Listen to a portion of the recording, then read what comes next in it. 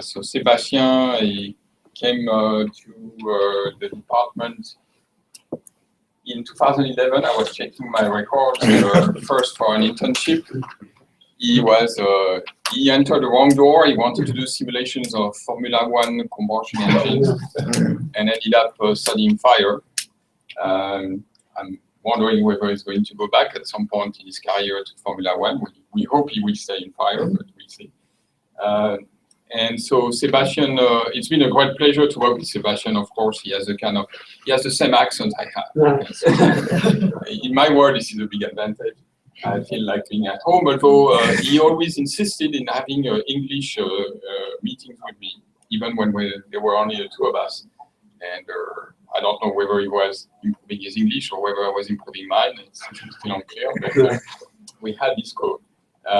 Sebastian I think he's well known to many of you for his enthusiasm, his curiosity. I would add, I'm not sure he's going to agree with that. Occasionally, he's also well known for his lack of attention to political correctness. That's a trait of the French or people who are. So we're going to hear about his PhD work. I think some of the work he's going to present is something that I view today as a shift in the way we do a simulation of fire problems, where we are trying to do well-resolved, almost grid-independent simulations. And that's something that started with Ning Ren, who was a PhD student of André and stayed with us as a postdoc, and is now working at FM Global. And Sebastian has been also working along these lines of trying to do well-resolved simulations, and he will explain to us what this means. The other thing I want to mention is we have some visitors. We have Dr. Yi Wang from FM Global, and we also have Dr. Randy McDermott from NIST. So we have the cream of the crop of fire modeling here, and we are welcoming them. With this, I'm going to give the floor to Sebastian. Thank you very much. Sebastian, there's an echo from the speakers. Okay, so can you turn off the speakers? Yeah.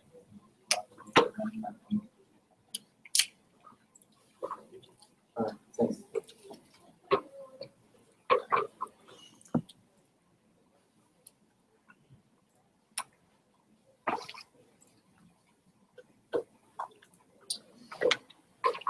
So thanks, Arnaud, for all those nice words. And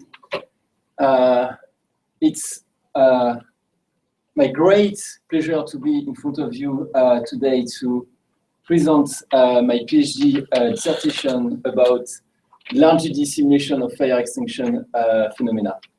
So the topic of today will be the modeling of those extinction phenomena. But first, we need to answer a very important question: is what is the problem that we are studying, and more especially fire dynamics. So for that, I will show you a video from NIST. And in this video, we ignite a Christmas tree in the corner of a non-sprinkler room. The fire reached the ceiling in 7 seconds, and a smoke layer will start to form. And at some point, the smoke layer will become hot, and you will have a heat transfer from this hot smoke layer and the fire towards some flammable object. When those flammable objects receive enough heat, they will start to melt, undergo thermal decomposition, and to release some flammable vapor. At some point, all the flammable objects in the room will ignite and burn, and that's what we call flashover. One possible scenario of this kind of compartment fire, it's when they start to be under-ventilated, and now you have a quenching of the flame due to oxygen starvation. This kind of compartment fire is very challenging. It's a multi-physics, multi-scale, and multi-phase phenomena. You have a turbulent flame. For a Christmas tree, the peak heat rate is a couple of megawatts. You have a hot smoke layer, 800 to 900 Kelvin. And you have heat transfer from the fire and this hot smoke layer to some solid fuel. And when those solid fuel receive enough heat, they will pyrolyze. Up to today, it is very difficult to model accurately this kind of configuration. We have some constraints. We have unknown solid properties. So the sofa can be made of polyester fabric or foam cushion. And for our model, we need a heat of vaporization, density, heat capacity, and conductivity. So one of the solutions is that we use a prescribed fuel mass loss rate. And also, when those solid will pyrolyze and release some fuel, in our model, we need to know what is the heat of combustion of this fuel and what is the reaction rate. So what we do, we use well-known fuels such as methane, propane, or heptane. And last but not least, those fires are very huge. There are a few megawatts, and they are too big for our kind of lab here. And also, if you want to do some very detailed experiment for CFD validation, you have some limitation for the measurement. So what we do at University of Maryland, we do what we call reduced scale experiment, and those fires are between 10 to 100 kilowatts. So of course, you want to quench this fire. So at Nice, they have performed another experiment, and they now add a sprinkler, and they are able to suppress the flame in 7 minutes. And you have, again, new challenge. You need to know what is the spray pattern near the sprinkler. You need to model accurately the transport of those water droplets towards the fire or some solid fuel. And finally, you need to model accurately flame suppression. So concerning flame suppression, you have different ways to quench a fire. For that, you will look at the flame heat release rate, and it's a function of the combustion efficiency and the fuel mass loss rate. First way to quench the fire, you decrease the fuel mass loss rate, and that's what we call surface cooling, either by reducing the thermal feedback, like when you have radiation blockage, or by flame spread inhibition. So what you will do now, you will use a sprinkler, and you will pre-wet the solid fuel, and you will stop the thermal decomposition of the solid. Another way of quenching a flame, you will now decrease the combustion efficiency, and that's what we call flame cooling. And now you directly attack the flame by injecting water mist, and you will extract some heat of the flame. And that's what we call evaporative cooling, or by injecting nitrogen, and that's what we call oxygen displacement. One of the issues with the traditional fire sprinkler is that you have a lot of water waste to recover all your solid fuel, and you also have a lot of water damage, like in data center or museum with very expensive and unique piece of art. So in this case, the remedy is worse than the disease. So in our project, we are looking toward more efficient fire suppression system like nitrogen or water mist. So all those extinction mechanism require some model. So that will be my task. But also this project is part of a wider project, which is called the NSF GOLI project. And in this project, we are quantifying the fire spray interaction. It's a joint project between UMD, NSF, FM Global, and UTRC. We have 2 experiments. The first one, we look at the spray flame interaction, and it's a turbulent line fire, and I will talk about that today. This experiment is performed by James White, who is here. and I'm in charge of the modeling activity. We have a second experiment, which is now to look at the spray plume interaction. Experiment is performed by Eric Link, who is here, and by Taylor Myers is in charge of the modeling activity, and Taylor is here. And of course, we have 3 PI who are around this table. So the goal of my PhD was to develop an extinction model based on the critical damp color number concept, and I will explain what is this concept to implement it into fire modeling software called Firefoam, and to validate this extinction model in reduced scale experiment. The first one is underventilated compartment fire, where the flame is quenched due to oxygen starvation. And the second one is a turbulent line fire, where we quench the flame by introducing nitrogen or water mist.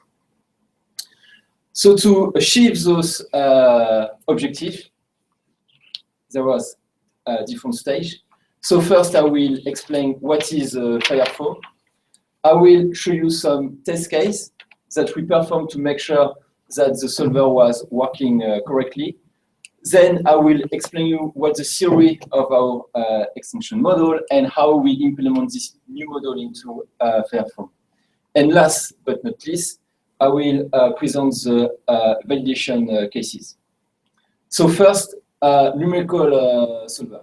So Firefoam is a large simulation solver. So what is large simulation?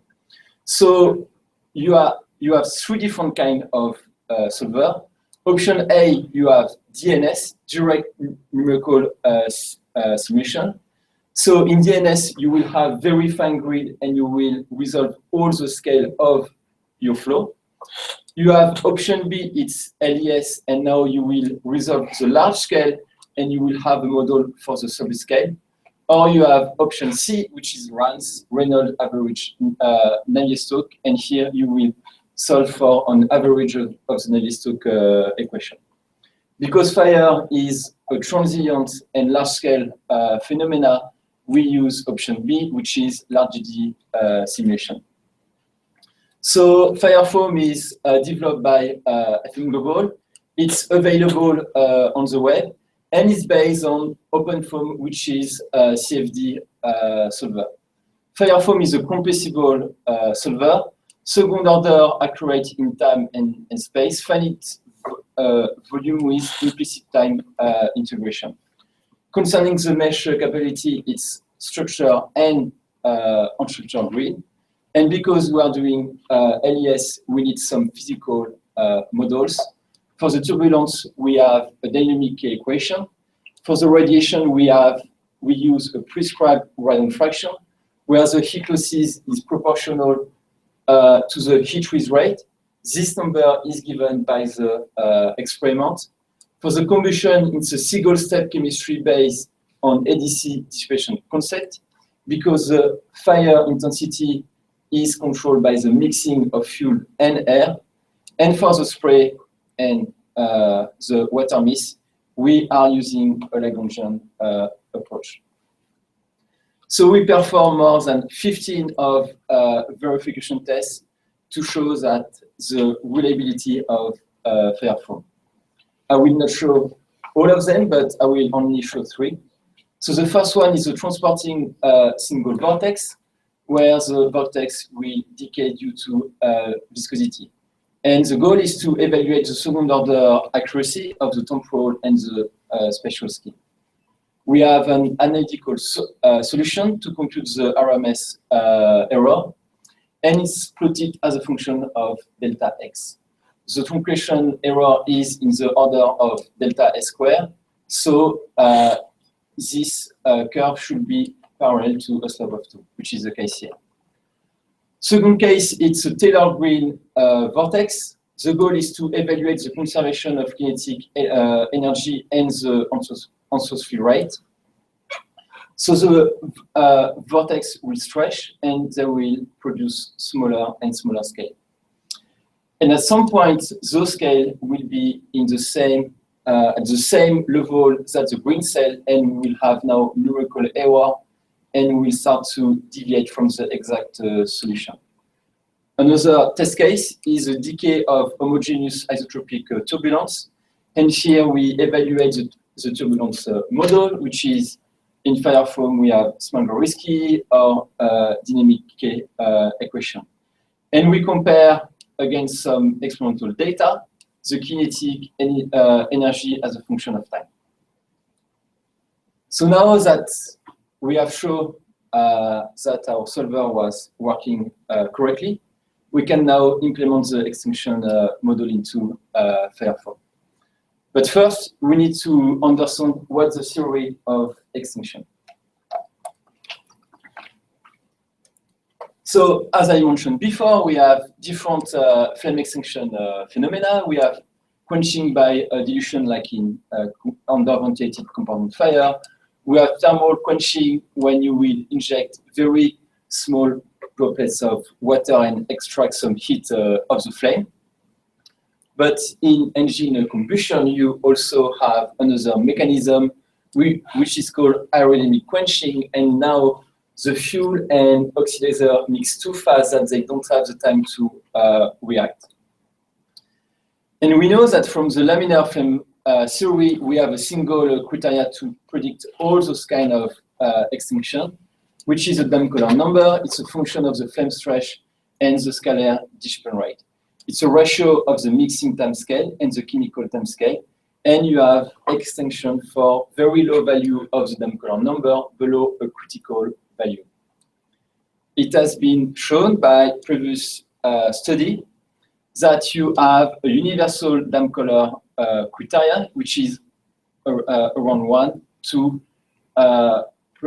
predict all those kind of extinction mechanism. When you know that, you can plot a flammability map. It's a flame temperature as a function of the scalar dissipation rate.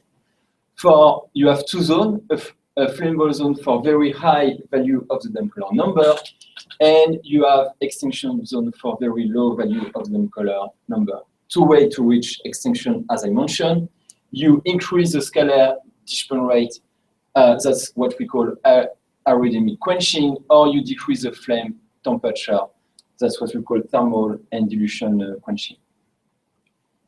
So we are doing large simulation. So we want to know how do we compute this Damkoller number at the grid cell.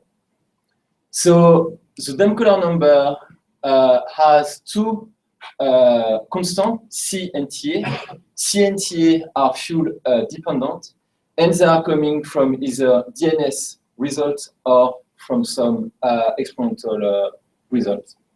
And we have TST and KST, which are flame temperature and the scalar dissipation rate.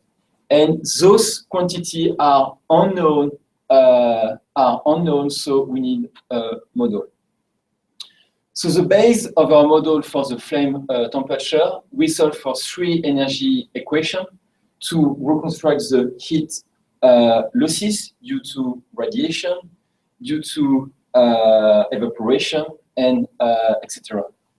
And also we have the effect of dilution. And we have the flame stretch, which is a function of the gradient of mass fraction and oxygen mass fraction.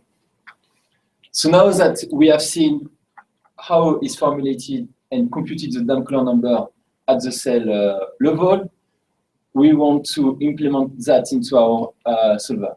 So for the chemistry model, because extinction can be followed by reignition, we need to take into account reignition. So for that, we introduce a new species, which is non-burning fuel. We now have 3 reactions, and 5 species are transported. So the first reaction in black is for very high value of the Damkoller number, where the fuel is reacting with oxygen. Second reaction in blue, for low value of the Damkoller number, the fuel will be transformed into non-burning fuel. And last but not least, if in a cell, the cell temperature is above a certain reignition temperature, the non-burning fuel will be allowed to reignite with oxygen.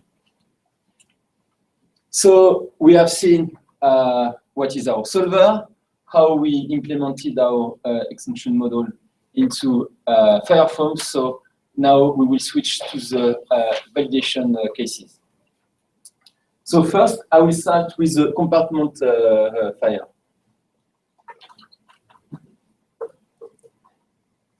So here, what we have is a square compartment, 40 centimeter by 40 centimeter. Those experiment has been conducted at Maryland, and it was done by Dr. UT School and Professor Kunturi. And we have two vents. The bottom vent is where the fresh air will come in, and the top vent is where the smoke will go out.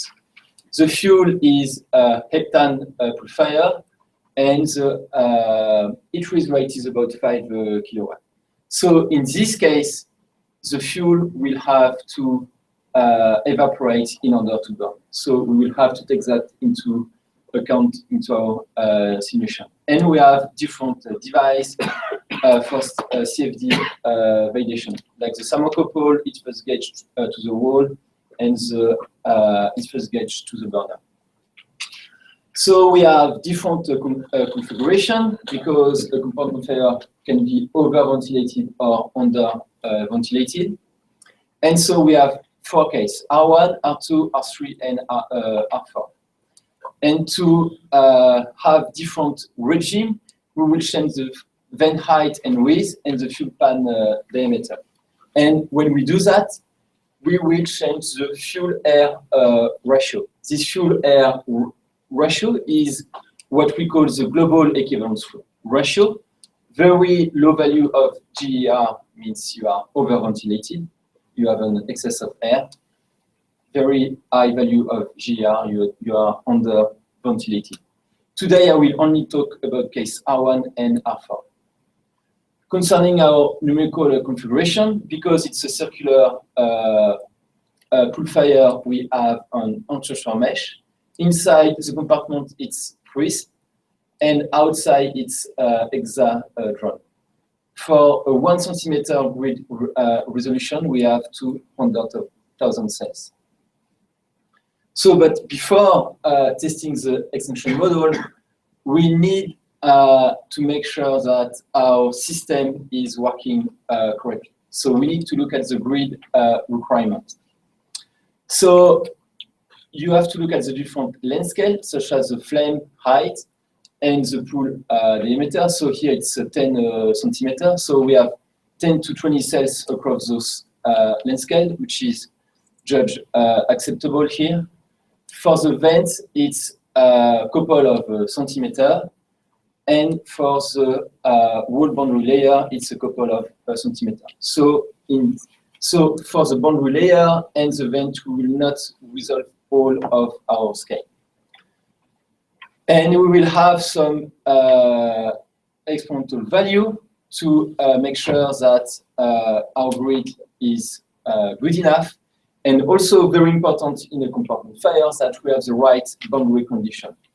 Those boundaries are the vent mass rate to the vent, the heat flux to the wall, and the heat flux to the burner. And to check that, you need to do it in a case where you release the exact amount of fuel. So that's what we call the prescribed mass loss rate case. So first, we check the vent mass flow rate for case R1 as a function of time. The dots are correlation from the Kunturi book.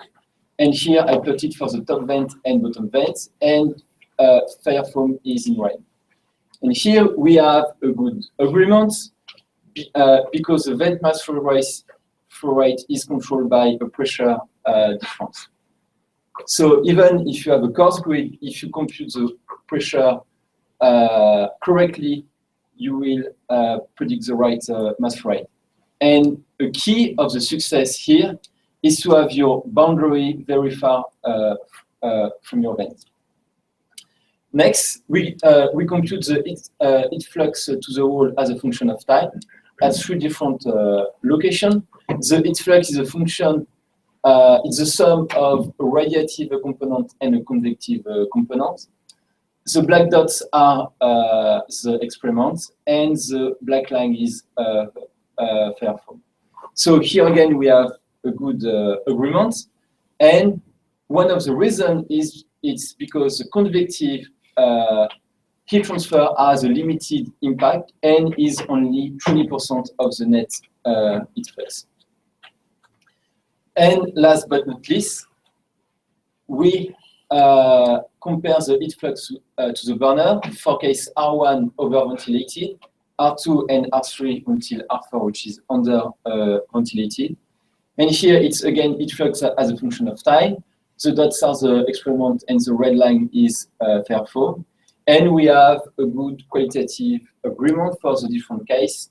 And because our convective heat transfer also has a limited impact, which is 20%. So even if the whole boundary layer is not well resolved, because we are dominated by radiation in this case, we are able to have fair agreement.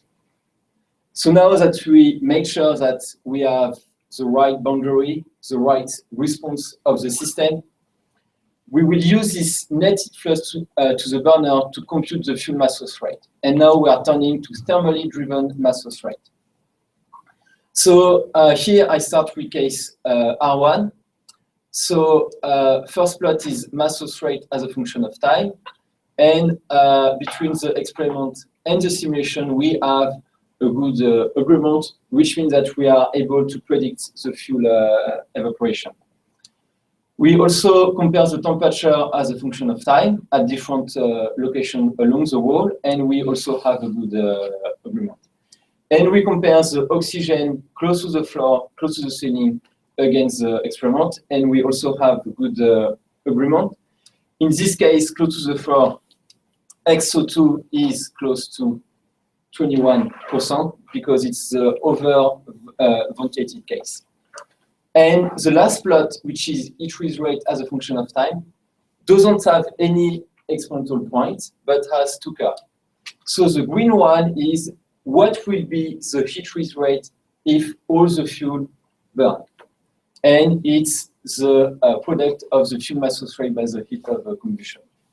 And in blue, it's the actual heat rate. So the integral of the volumetric heat rate. When you take the ratio of those two curves, you have what we call a combustion efficiency. Combustion efficiency close to 1, complete combustion. Combustion efficiency close to 0, full extinction. So we now turn to case R4. Case R4 is under ventilated. So in this case, the flame will totally quench at 42 seconds. And in the simulation, we predict extinction earlier, around 30 seconds. And because it's under ventilated, of course, the oxygen level will drop. And when we fully quench the flame, the heat rate will go to 0.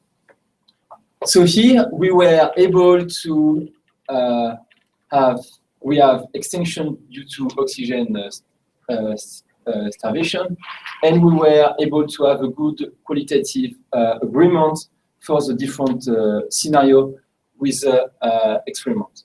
One of the issues with this experiment is that we don't know what is the heat rate as a function of time. So if you want to do a very detailed comparison, you need to have calorimetry, which will give you the combustion efficiency. And that's one of the reasons why we created the turbulent line fire. And first, we look at nitrogen by extinction by nitrogen. And those experiments, as I mentioned in the introduction, are performed by James White. The fuel is methane. We have a prescribed fuel mass loss rate of 50 kilowatt. In the co-flow, we inject air, and on top of that, we will slowly add nitrogen. And when we do that, we will decrease the XO2 from 21% to 12%, where we have complete extinction of the flame. Around the burner, we have a blockage to reduce the laminar flame portion, and we also have an anchoring to prevent lift-off extinction. When we inject nitrogen, this flame will go to extinction, and in this transient phase, you have a change from a yellow flame, so with some soot emission, to a blue flame. And so here the flame temperature will decrease. We have different diagnostics for to know what are the boundary conditions and to do some CFD validation. Some will come soon. Those are the macro thermocouple temperature, but the most important is the calorimetry to compute, as I said, the combustion efficiency, and it will be the quantity, the key quantity to validate our extinction model. So in our numerical configuration, we have a 3-level mesh refinement. The finest level where we have the flame, it's a 4 millimeter grid, and it corresponds to 2 million cells. For 20 seconds of CPU time, it's a little bit more than 2,000 hours on 40 processors. But first, we need to make sure that our grid is good enough, that, as mentioned, Arnaud, we are grid independent. So even if you refine the grid, you still get the same solution. So for that, we will look at the different length scale. So here we have the flame height, which is 50 centimeters, and the width of the burner is 5 centimeters. And we also have the width of the diluted coflow. So here, our critical length scale is 5 centimeters. So we will perform a series of simulations from course where we have 4 cells across these length scales to 24 cells across the width of the burner. And the final case is close to 12 million of cells. And yeah. So first, we will compare the flame temperature. So here it's front view of the flame and view of the flame. It's a line burner, so that's why one is 50 centimeters by 5 centimeters. And here it's at 20 seconds. So we take the center line, plot it as a function of elevation, and we do the same thing for the mean temperature and the fluctuating temperature. And here we have grid convergence for delta X smaller or equal to 4 millimeters. We also compare the gas velocity, so the mean and at 20 seconds. So we will not measure the velocity in the experiment, but line fire are well-known fire. So for the plume is above the flame height, which is 50 centimeters. We have a correlation, and here when we this correlation gives us a velocity of 2.9 meters per second, which is consistent with our simulation. And here we also plot the fluctuation of the velocity. You take the ratio of those two curves. You have what we call the turbulence intensity, and here for this kind of fire, it's 30%. And next, because we are doing LES, so large D simulation, we resolve the large scale and model the sub-scale. So we need to know what is the percentage that we resolve and that we model. And here, that's why we look at turbulent kinetic energy. Here it's for the front view and end view.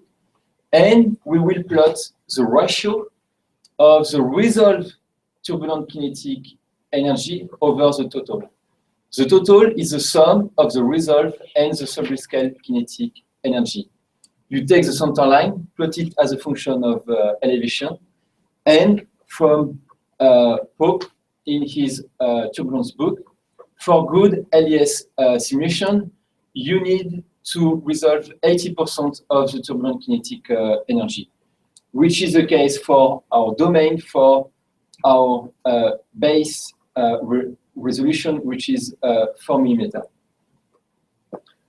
So now that we make sure that we were grid independent, we can test our extinction model. So again, here it's in green, we have the heat freeze rate as a function of time. So if all the fuel burn, and the red curve is the integral of the volumetric heat freeze rate. And here, on the other y-axis, you have what is the oxygen concentration in the co-flow. Here it's ambient condition, so 21%. So you take the ratio of those two curves. You have what we call the combustion efficiency that I explained before. And for ambient condition, it's close to 100%. And here you have how looks the flame in the experiment, and here in our finest resolution of 2 millimeter. Next, we turn to full extinction. So XO2 is 11%. Because we have an anchoring, the heat freeze rate of this anchor is 2% of the total heat freeze rate. So we will have full extinction when the heat freeze rate will drop to a value smaller than 2% of the heat freeze rate. And here, we have a ramp of XO2 from ambient condition to 11%. And we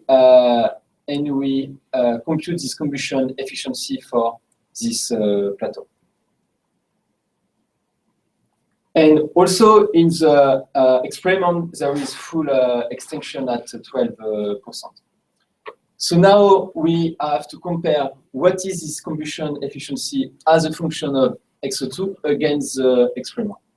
So the black dots is the experiment, and the red curve is fair from simulation.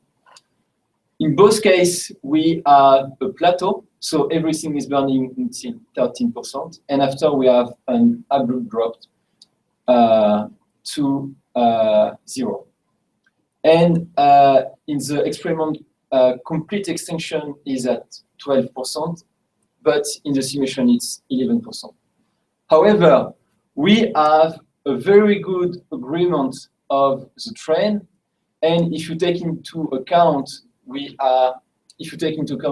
error bar, we are within the experimental uncertainty. So that's good. But also, you want to look at what is the weight of burning from your fuel and what is the weight of reignition. So for that, we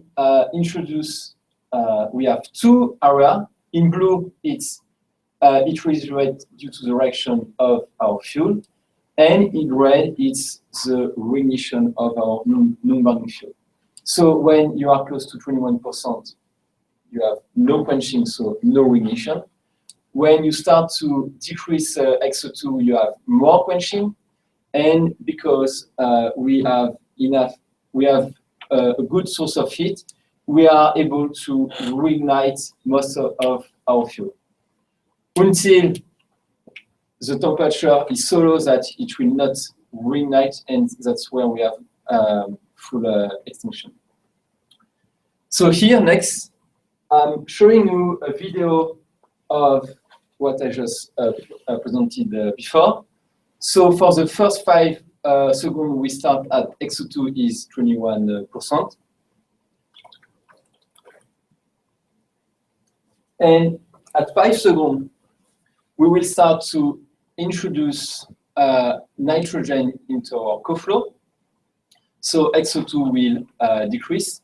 Here it's the end view of the burner, and here you have a front view to see where you could have local quenching or reignition.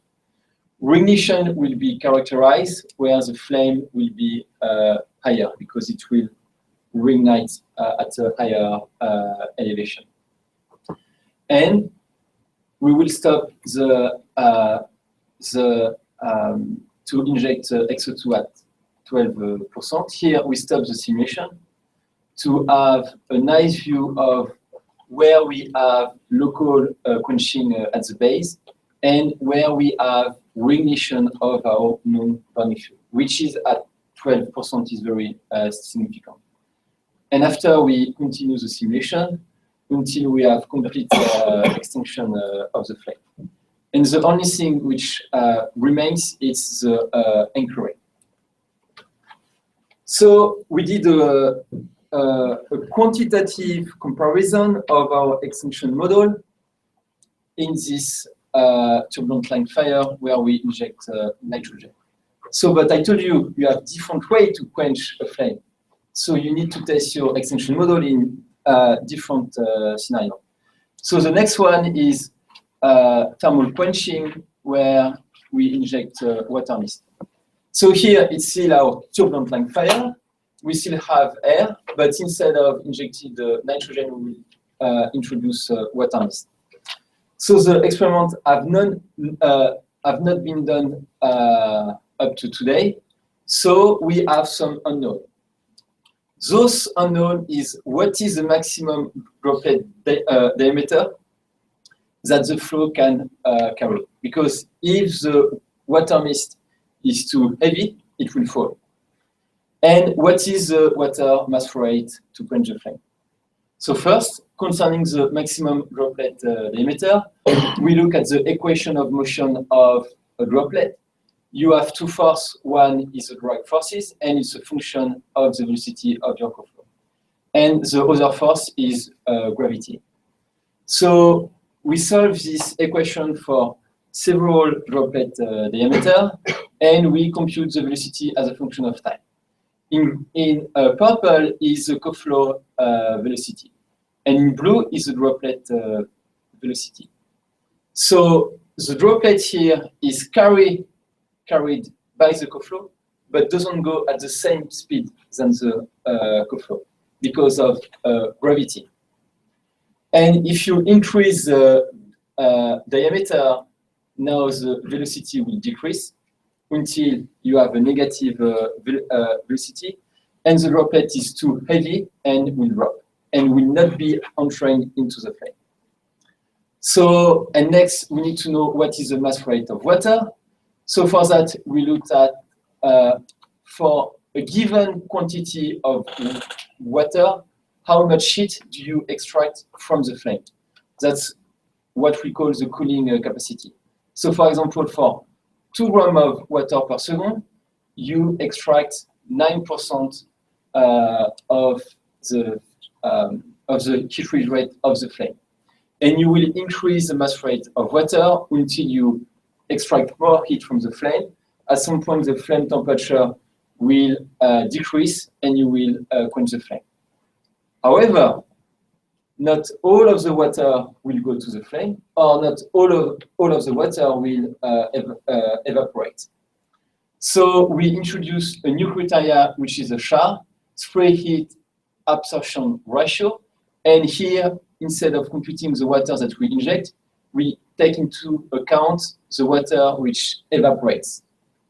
And we now compute the SHAR criteria as a function of time. And here, if you look for 2 grams per second, if you compare the blue and black, we evaporate everything. Here, if you compare the blue and the black, we evaporate less than half that's what we introduce. And so we perform some simulation for different cooling capacity and mass rate of water. And here again, we compute the combustion efficiency as a function of mass rate of water.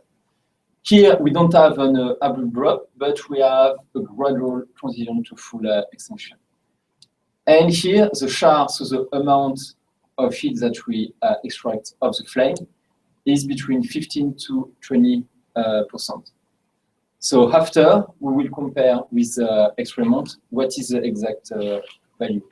But at least here, we know that our extinction model is responding correctly to thermal quenching due to evaporative cooling. And here, we plot the contribution of the reaction of the fuel and the reignition of our non-burning fuel.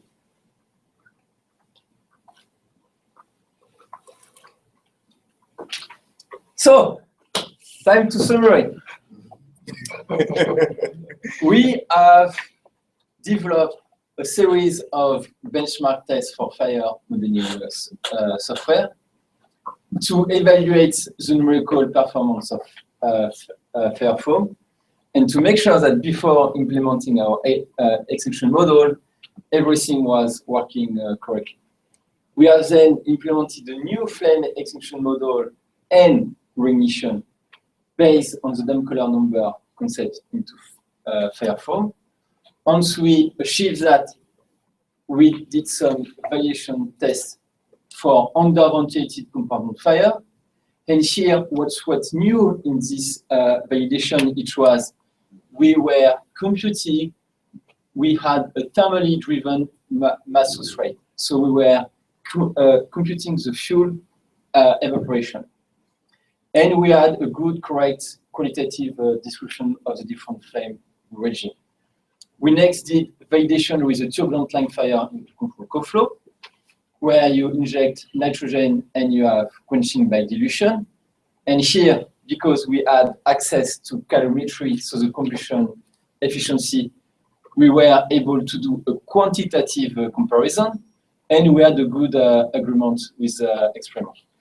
And then we introduce water mist, and here we test the extinction model when we have thermal quenching. And here we have a correct qualitative response to thermal quenching due to evaporation. So, but it was a nice work, but it's not over. For the turbulent line fire, we need to continue our comparison with experimental data and the centerline temperature.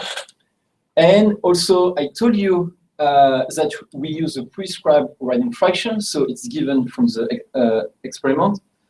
But after, the next step is to go to full radiation calculation, where the local heat losses is by solving a radiative transfer equation with the contribution of CO2, of H2O, and CH4. And for the thermal quenching, we need to continue to validate with the calorimetry data when they will come. Of course, we publish some of this work. Some has been submitted, and some is in preparation. And we have been to different conferences in the US and in Europe to present all of those large simulation. Last but not least, most important, none of this work would have been done without the contribution of the people in this room and outside of this room.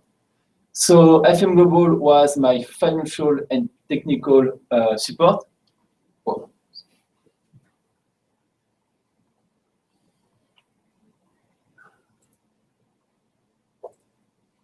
Okay. And I would like to thank more, especially Dr. Yi Wang for all of this support for the last 5 years. Also, my advisor, who always supported me and drive me into the right direction. And all the members of my committee.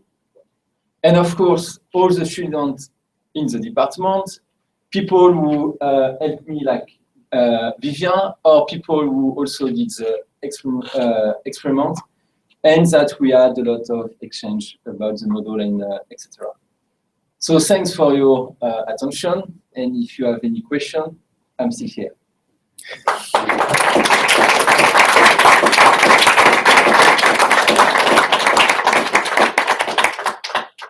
Thank you very much, Sebastian. So now the floor is open for discussion, in particular for non-committee members. The committee members are welcome to have questions of general interest, but we will have after this private session where we're going to ask more additional questions with Sebastian's all to ourselves. So Any question? So, well, let's start with Hélène. Oh, it's a general question. I looked at extinction from a different point of view. I always find the definition of it very confusing. When you do a DNS with a chemical model, Yeah. and you look at the turbulence and the chemistry and particle interactions, you see two different kinds of extinction. One is a local extinction. You always see that, and that often depends on the intensity of the turbulence. And then there's this global extinction, which is, of course, more what you're interested in here.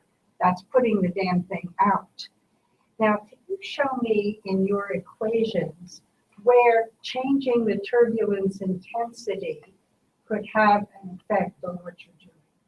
I could see it working both ways, both helping the extinction, the global extinction, and hurting it.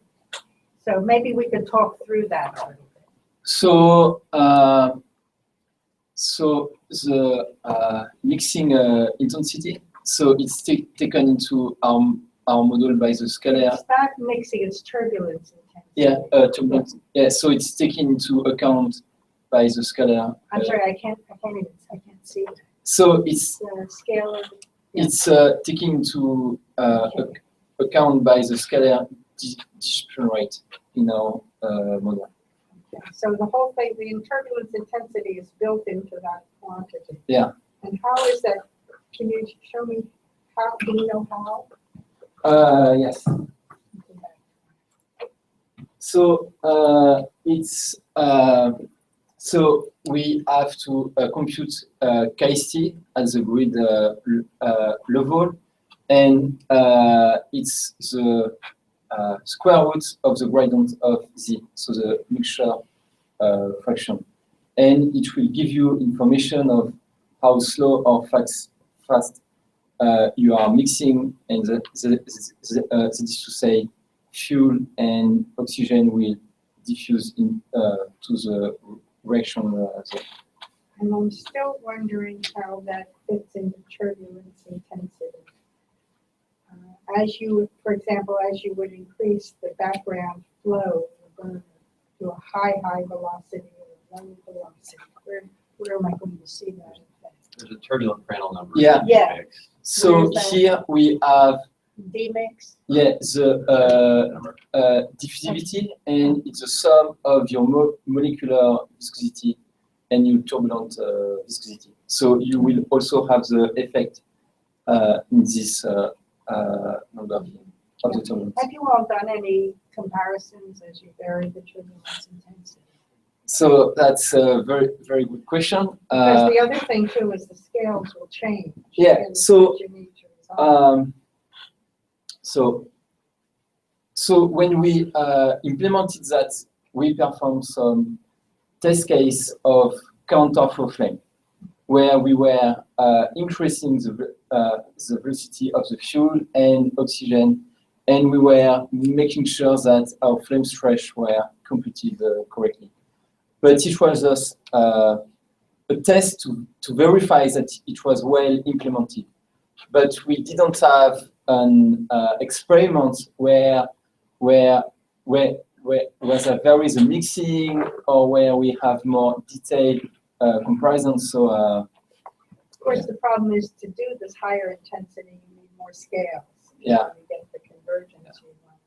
So anyway. But if I may add to this discussion, a point is that in these fires, and certainly in the fire that we have simulated here, this is a 50 kilowatt flame, which is very moderate. It's buoyancy driven, and so the levels of turbulence are pretty moderate, almost weak. Okay, I don't want to say weak, but they are moderate, and so the effect of turbulence will be quite limited in these simulations. And the flame is extinguished by having multiphysics that extract heat from the flame. But in the end, it's the effect of turbulence is much more limited than the engine applications maybe that you are familiar with. And even with large fires, the fire typically has a narrow range of scales. Is that right? Yeah, just because of the velocities. I mean, even for a huge fire, your velocities are going to be maybe 10 meters per second. As long as 15 you meters can per keep second. it as a nice fire. Yeah. That kind of thing. Yeah. So it's, I think we had Vivian, you had a Thanks. question. Yeah. Sebastian, to ask you, the test you did with the Vilfayeau, is it 2D or 3D? 2D. And how do you think it will compare to 3D?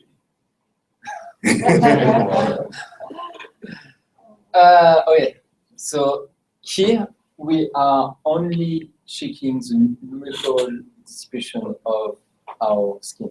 So here, just to check, we don't care if it's 2D turbulence or 3D turbulence. Yeah. I guess while we're on the slide, how sensitive is the model to C and TA? And if I change the fuel or I change the configuration, do I have to completely redetermine those from some experiment? Okay, so good question again.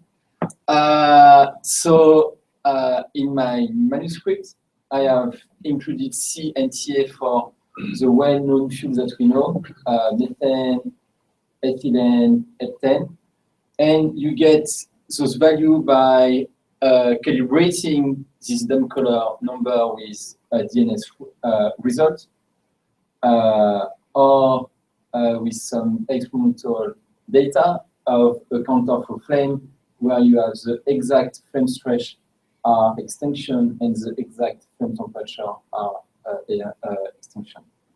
So you need to get one for each fuel.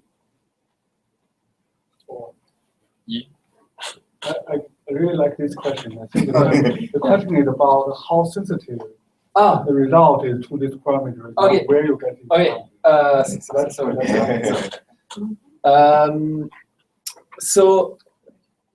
Let me go back to.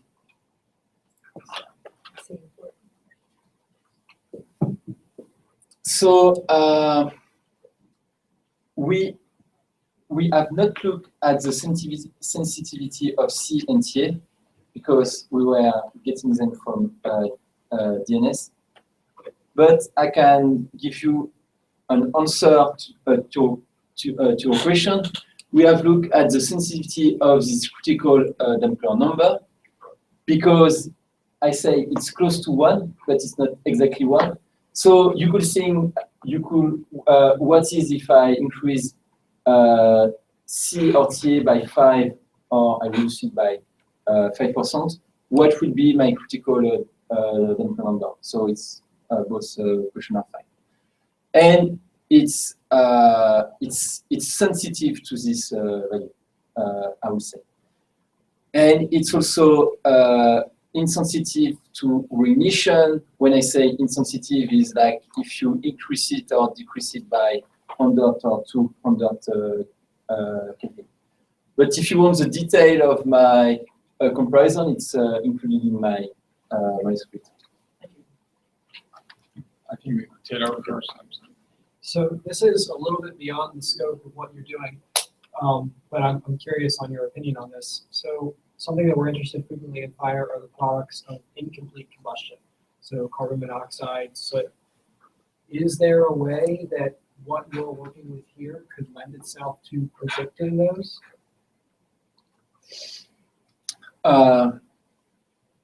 Yes and no. So if you want those product of incomplete combustion, you of course need more reaction here. But I know that Arnaud, a couple of years ago, when he started to work on extinction, you started to develop a model to compute carbon monoxide. Are you already writing the question? I think the answer is in the context of this model, we introduce the physics of the chemistry for one time scale, okay? It's the value of C and TA. And that's a very crude way of describing chemistry. But maybe there is some hope that in terms of describing extinction, that might be enough. That's what we're testing here. I wouldn't be comfortable making the same claim for additional information coming from chemistry like carbon monoxide production. But there are alternatives. So this could be, just one starting framework, and you can extend on it and use a flamelet approach to get more information on chemistry. But in that current version, this model is not intended to answer that question. Maybe first André and then Stas. So in your dissertation work, you developed and validated your models with a couple of test beds. Mm-hmm. So you had a JQ's compartment test bed, and then you had this turbulent line burner. Yeah. And so you've had the privilege of working with experimentalists, right, on the turbulent line burner, where you were able to influence the types of measurements that we did. Yeah.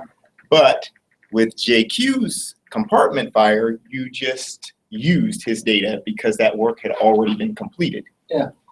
If you could go back and work with JQ, for example, yes. What additional measurements would you like to be able to develop your model or validate it better? So, very good question again. So first, I would like to thanks the good data from GQ because I had access to the vent mass flow rate. It was gauged at the wall. It was gauged at the burner, thermocouple, oxygen. So before looking at extinction, all those data were a key to simulate correctly our compartment fire. And after, the only thing that we had to validate our model, it was just like a binary information. Does it burn or does it fully quench? So what I would like is to have the combustion efficiency for the different scenario. I just want to nail this point there. Sorry. Go ahead. Combustion efficiency is an integral measurement. Would it have been helpful to have any more details like temperature distribution, turbulent temperatures, that kind of thing? I mean, how would you rank those in importance? Okay. So, of course, the damp color number is based on the flame temperature. So if your flame temperature is not good, your damp number is not good, and you don't predict extinction. So of course, if we have access to flame temperature and we show that we predict the right flame temperature, it's first a good sign that we will be able to compute accurately the damp color number, so the extinction. Stas? So my question is related back to the definition of the damp color number. When you define those parameters, you come from the measurements of host plate or DMS simulation. Yeah. When the temperature is perfectly resolved. Yes, yes. Here you have a resolution of 4 millimeters in your simulations. Yeah. I mean, I honestly don't believe you resolve the temperature to the same degree as you resolve it there. I mean, 4 millimeters, I mean, I think that the flamelet thickness is on the order of a fraction of a millimeter, really, in this situation. So if you do, and you calibrate your extinction on these temperatures that are, as a result of this median homogenization, are, I mean, I would say factor of 2 lower, then how does it all add up? Well, let me rephrase this question. I mean, let's make it simple. How do you ensure that 4 millimeter gives you full temperature resolution? Because, I mean, maybe I don't understand something, but it seems to me that it's some sort of averaging, right? Yeah, so it's a very good point, and maybe I didn't explain well.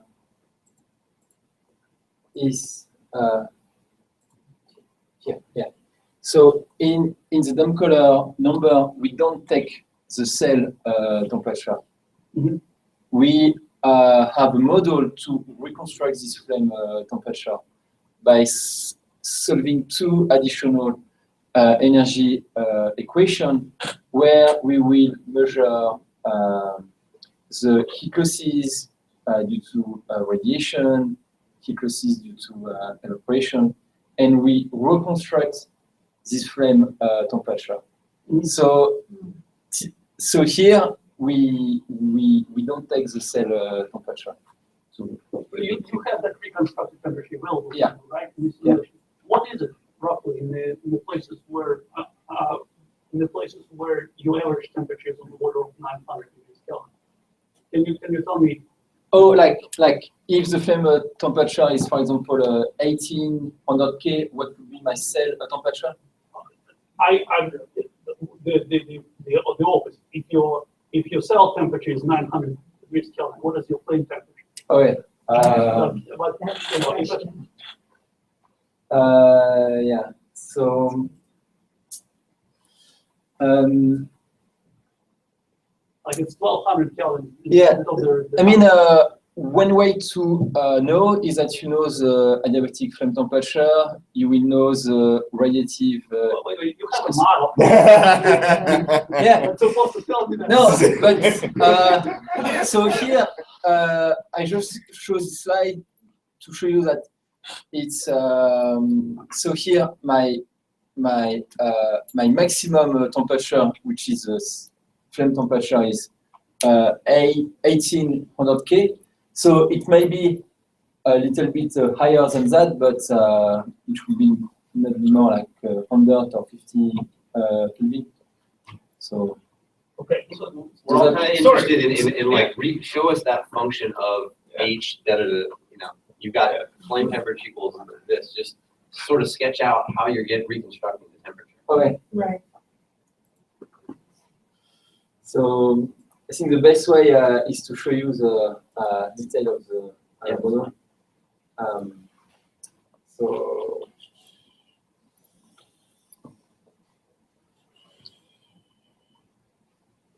yeah, so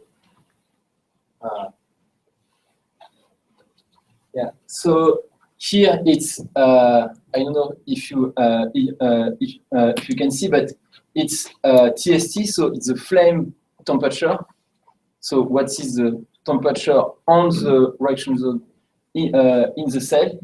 And for that we introduce a new variable, which is the excess enthalpy variable, and it's how we will reconstruct the flame temperature. And this HSC is a function, as I told you, of three. We need to solve three equations. One is the sensible enthalpy, where we have all the source term and sink term. We have another one which is adiabatic sensible enthalpy, where we only have the source term, and another one it's only for the mixing. So we are able to reconstruct the heat losses. What will be the heat losses? And when you know the heat losses, you are able to reconstruct this flame temperature. Of course, it's just a model, so it can always be improved. But up to now, it's. So what's the point of having a conservation equation for something that's not being conserved? So you're gonna throw away the loss term for adiabatic enthalpy and then say that it's based on conservation law? So one of the reasons is if you have a cold wall, now the boundary condition for this energy equation is different than the actual energy equation, and you can have in your damp color numbers the effect. You can have local quenching if you have a cold wall. So it's also one of the reasons why we solve three energy equation. Does that answer your question? Or? I'm just wondering. I mean, I can see like at a wall or something like that. Yeah. So you do something different, but really you're solving this in the entire domain. I mean, it's expensive. You really need that. I mean. Oh, if I unless you so. And you're doing it for another variable too, which I haven't seen that one yet. So already know. But I would say it's expensive and not expensive. So of course we solve an extra partial differential equation. But when you start to have radiation, the cost of this extra PD is negligible compared to other parts of your solar. So that's how I will Maybe I can add a comment on this. This issue of reconstructing how much heat locally you're losing is a standard issue in combustion modeling. There are many, even if you take a flamelet model, you would like to know which flamelet you should compare to, and you need to have some understanding of the heat loss parameter.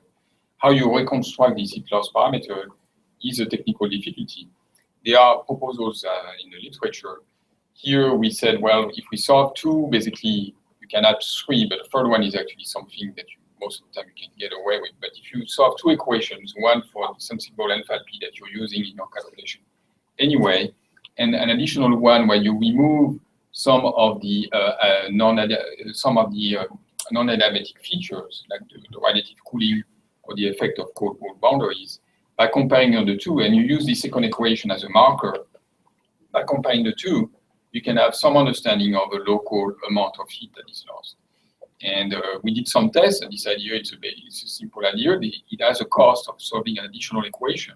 But the benefit is that you remove a lot of the assumptions that are made in the models for these heat loss parameters. So that's the idea we've been exploring here. I'm just surprised that just accounting for the heat loss doesn't do it. Just an algebraic expression for the heat loss. Did you guys try that, or people have tried it and it doesn't work? We've tried it and we didn't like it.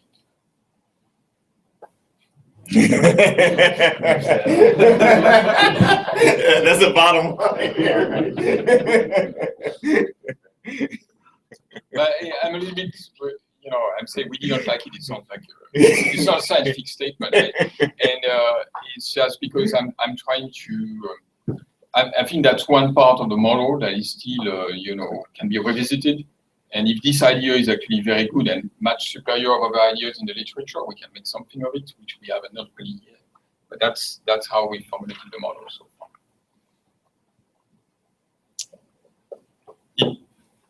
Yeah. I actually have a lot of questions on this part too. I think we can continue to discuss in the second session. Okay. But I have two questions related to, I think, more interesting to the public audience. The first one, can you go to the 3 validation case that you have done? You basically let's say, hey, I finished 3 cases and I feel happy with the code.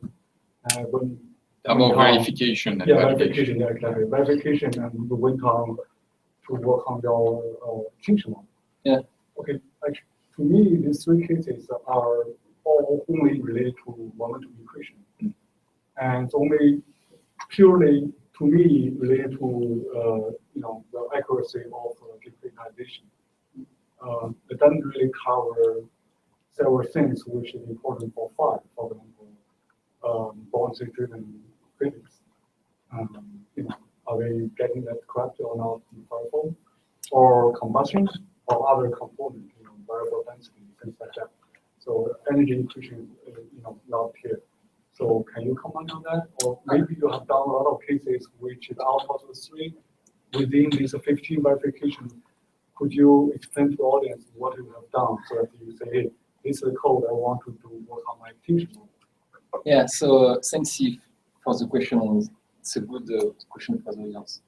So yeah, as I mentioned in the introduction, and as you remind to the audience, fire is a multi-physic and multi-phase phenomena. So doing some test case only for the momentum equation is not enough. So we also perform some test case to make sure that we have conservation of the mass. We also tested the combustion with the counterflow flame, the radiation. For the solid phase, we also tested the solid phase to have the temperature across the wall correctly. For the Lagrangian model, we tested the conservation of mass, of energy, evaporation rate. So we have tried to verify all those different pieces that you mentioned. Maybe that we could learn more. In the FDS guide, you have even more. So, of course, because it's multi-physics and multi-scale, you need to test all those physics, but we have tried to do as much as we can, and the one that was required for our kind of simulation. Which one is required in your opinion? These three or? Okay. So the momentum is very important. The radiation. I think everything is important here. But what is very important, as the fire is controlled by the fuel-air mixing, if you can have the right entrainment, you are in a good shape to predict well your heat rate and after the buoyancy of your flame. So that's what I was saying. Okay, to me, I would first work on the energy conservation. Okay. Okay, you know, Yeah. not in terms of kinetic energy, but also Yeah. in terms of thermal. Oh yeah, yeah. You know. Yeah. But the second thing I think is buoyancy. Yeah. I mean, I'm pretty sure you have already done those verifications. Yeah. When you, I mean, you have also performed those test cases where you also look at the conservation of energy at different elevation in your domain. It's a good point. And a second question, it's more like a comment.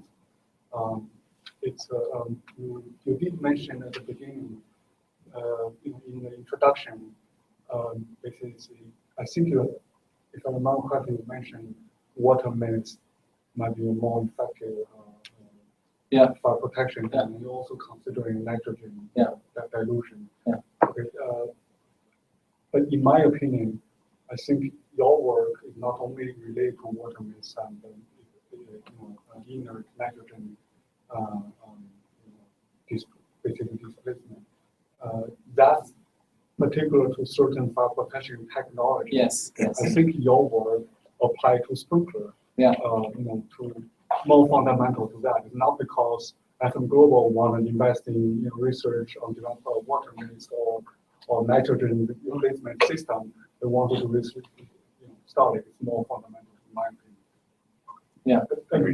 Happily, in the fundamental experiments that the Maryland team designed for this lime burner, either dilution or water maze is being used for us to understand these fundamental tension phenomenon. Yeah. Okay. Just want to clarify that. So basically, the model sprinkler, fire surveillance system, we still need a good tension model, and we do think a sprinkler is a good industrial fire protection system for a lot of applications. Maybe a last. Yeah, I had a question. I was just wondering if you knew the answer to this. One of the big issues now that we've been looking at in combustion is propagation of flames through reactivity gradients. For example, variable stoichiometry, situations like that. There hasn't been a lot of experiments that really tested that, and it's a hard problem, and it's very important for many applications, including yours, I think. If you took a variable stoichiometry with your code and propagated just a flame through it, would you get the right velocity? That's the fundamental combustion test, I think, that you were looking for, perhaps. I don't know the answer. I don't know if there's too many parameters in there for it to work or not, but I was just curious what you thought. I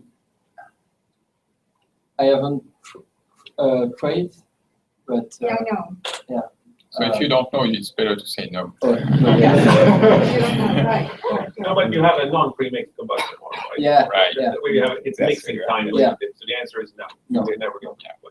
Yes. So a few years ago, we worked with NIST actually, and we developed a model that could do partially premixed combustions, could do both the propagation of a flame through a fuel-air ratio gradient and do also the diffusion flame mode. And but that one of the key input parameter of that model was a laminar flame speed as a function of the current speed. And I wanted to know if you could get it out. Yeah, no, the model was using it as input information. But so you would feed the variation of the laminar flame speed as a function of Of the current speed. stoichiometry Right, that's and more parameters than that to get it right.